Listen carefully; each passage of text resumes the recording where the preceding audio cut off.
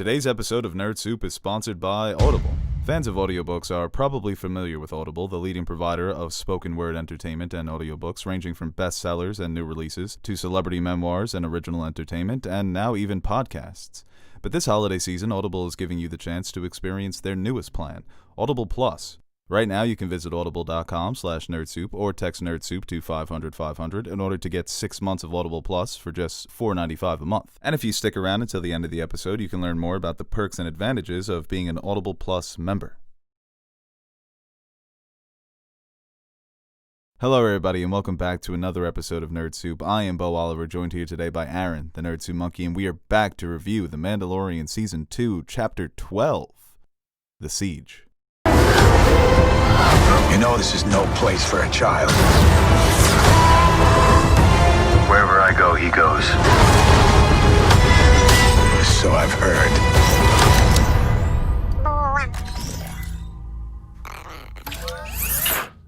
The reaction on Twitter that I noticed was a lot of people weren't thrilled by this episode. Did you notice that? It was very split down the middle. People seem to get they're getting a bit anxious over the filler episodes. And this is an episode that I don't know if you can even consider it filler because of all the lore that they had. They packed in so much lore. But did you enjoy this episode? Yeah, I kind of come to expect these type of episodes from The Mandalorian. So. It seems like we always have this conversation. Yeah. Do you like the filler? Do you dislike the filler? So I think we've both stated that we don't mind it, and we kind of enjoy that aspect of the show, and I just thought this was another fun adventure. And getting Grief Karga and Cara Dune back in the mix, I think that's when the show is probably at its best. Because they are a big three. Yeah. They're a classic Star Wars big three. Established characters coming back, joining the fray. You have more investment with these characters, so it makes the adventure a little bit more intriguing, a little bit more suspenseful. So I think when you have all those characters back, it's going to make for an entertaining episode, and I think this one was probably one of the more entertaining ones of the season so far. Yeah, I saw someone on Twitter call Cara Dune the Mandalorian. Thought that was pretty funny. But yeah, no, she was back and she was kicking ass in that, I guess, trying to, I think that race is called the Aqualish or something like that. Sounds like a bottled water. They should really start promoting that. Get on one of these water deals. Yeah, but that was a badass scene. And she just looks good in the armor. And she's got the classic Star Wars grin. And the fighting scenes, like we said, we always enjoy the fighting scenes. So it was a nice reintroduction. Grief Karga kind of, I saw this on Twitter as well. I'm on Twitter a lot. That he was acting like the grandpa, grabbing Baby Yoda. Are you taking care of him? Yeah. Yeah, and he said yes. It was very cute. And Carl Weathers directed this episode, and I thought the action sequences were really fun. The speeder chase at the end, and also the TIE fighters. He had kept the camera low to the ground, reminded me of Return of the Jedi and Phantom Menace, when we get the pod racing. So I thought he did a good job as a director, as well as his performance.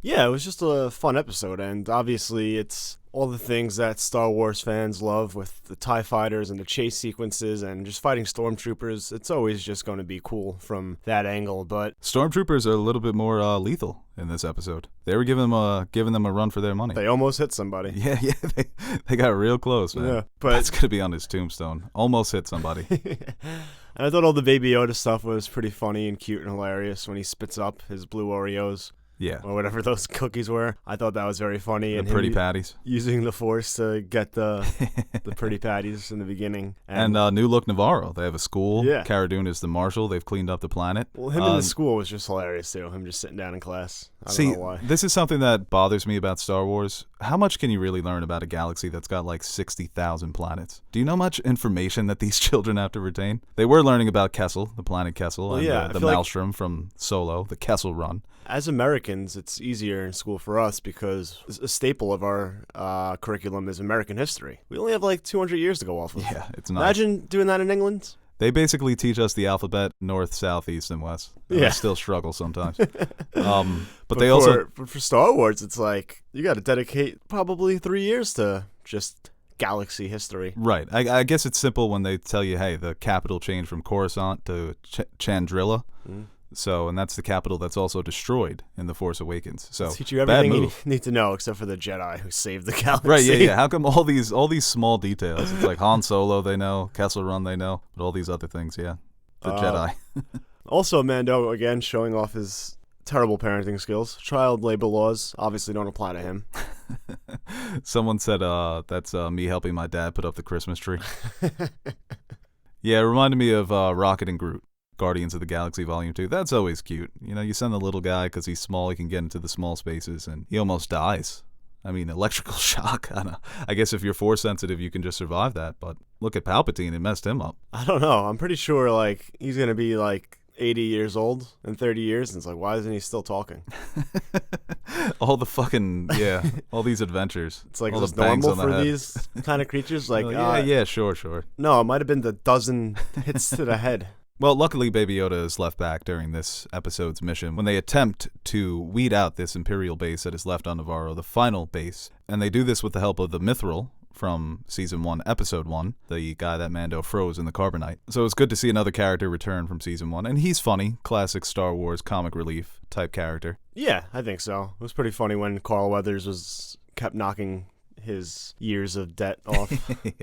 Yeah, moments like that I think we've come to expect with The Mandalorian, and I think they're great little additions sprinkled into these more action-based episodes, but I thought the whole thing at the base was really cool. I thought all the fight sequences and shootouts and them trying to get out of these situations was all very entertaining, leading up to that big chase. Right, yeah, and the base is also where we get into some of the theories that came out of this episode when they discover the Doctor's transmission to Moff Gideon, that Moff Gideon is still alive, and what they were trying to do with Baby Yoda, that they were trying to extract his blood and possibly make clones. And the first persons that came to mind, Snoke, and then Palpatine. I guess the figure in that tube, that test tube, kind of did look like Snoke.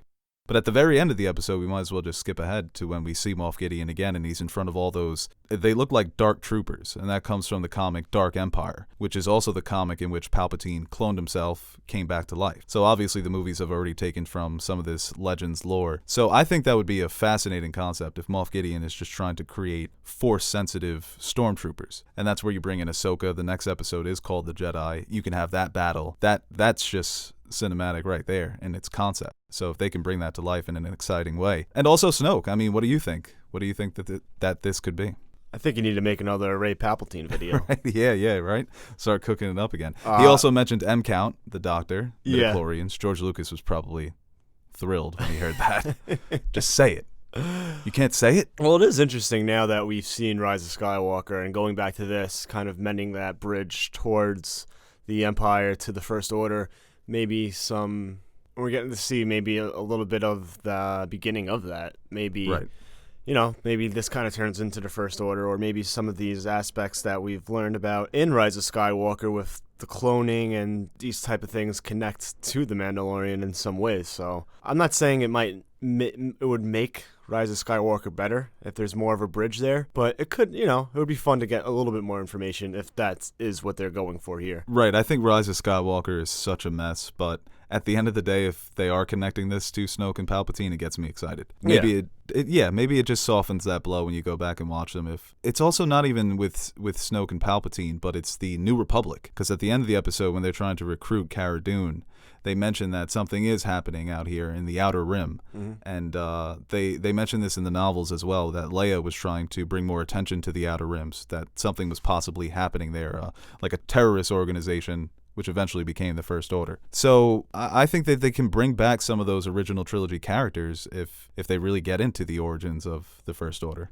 And obviously, I mean, Palpatine had a hand in a lot of other Empire loyalists, right? Yeah. So that's the thing. Maybe Gideon can connect to this. Maybe Gideon knows something, or... And it could just be very much a Gideon thing. Yeah, it's like he's just picking up the scraps of what the Empire was and trying to establish his own power. Right, but he's definitely connected to Palpatine. He's definitely definitely gonna get like some sort of transmission. Have you done it, Moff Gideon? Palpatine is back. He's gonna also sigh. That's gonna become the new. I have a bad feeling about this. Palpatine is back, and then sighing. So I think that's very interesting that came from this episode. And looking ahead, too, to the Jedi, we can bring this debate back. Is Jedi plural? Is it just Ahsoka? Maybe we'll get some Luke? I don't know. Yeah, that is true. But, the Jedi. Yeah. No, it's definitely good to just be Ahsoka. I know. And she's going to give us maybe a history. I would love to do that. Love to see that if they did sort of like a montage of the history of the Jedi from Ahsoka's perspective to Mando, and just introducing the characters. Like you said, they're sitting in school. How the hell did they not have a textbook on the Jedi? Mm-hmm. It would be interesting. Like you think Rey would have donated those books instead of burning them? Ridiculous. Well, her perspective on the Jedi, too, is something that I think is intriguing because Right. at this point, we probably only... Yeah, she's going to be like, the Jedi? They fucking sold me out. Yeah. They framed me as a murderer. So it's like usually when we hear about the Jedi, it's just some like ancient, mysterious group of pure Right. good and all those things, and she's going to be like... They're like guardian angels, yeah. She's going to really humanize them. Mm-hmm. That they had their flaws, they made their mistakes, and maybe that makes them more appeasing to Mando.